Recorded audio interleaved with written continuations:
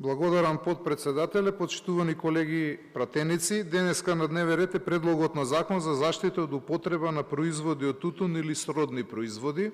Земајќи во предвид дека се работеше за еден закон кој што долго време се најавува, ние како сериозен политички субјект, како Социјалистичка партија на Македонија, би сакале да ги истакнеме нашите размислувања кога станува збор за овој закон. Како Социјалистичка партија сме загрижени за здравието на луѓето и последиците од пушење и од тие причини ги сваќаме интенциите на предлагачот на законот за да се заштитат граѓаните на Република Македонија од штетните ефекти од употреба на тутун, заштитата на населението од действие од чадот во животната средина и слично. Меѓутоа, со рестриктивни мерки не се решаваат проблемите, туку истите се ставаат под тепих. Ние во овој момент имаме еден предлог на закон кој што е еден од најрестриктивните закони во Европа и кој што би можел да се спореди со законот во Словенија.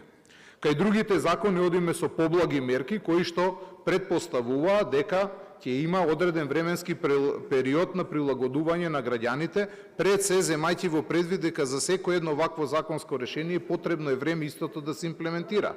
И во тој контекст 20 месеци сметаме дека е малку, земајќи во предвид дека ваквите мерки во Република Македонија и ваквите претходни законски решенија во Република Македонија постојат од секогаш.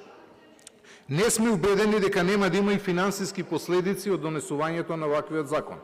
Впрочем, и самиот министер во своето излагање истакна дека финансиски последици од донесувањето на ваквиот закон се возможни. Не сме сигурни ни во точноста на податоците кога станува збор за сумите на средства кои што од буџетот на Република Македонија се издвојуваат за лечење на граѓаните за од последици на пушење. Не дека не веруваме, меѓутоа сметаме дека се работи на вистина за една фрапантна бројка, која што е далеко од она кое што може да го издржи и самото Министерство за здравство. Дополнително треба да се внимава и на уставните категории на слободи, равноправност и еднаквост, кои се однесуваат на личните права и на еднаквоста на трговските производи, на кои посучува и одлуката на Уставниот суд број 39/06. За ваква една работа веќе има дебатиран Уставниот суд и има донесено соодветна одлука, која што ние сега не можеме да ја премостиме со едно вакво законско решение.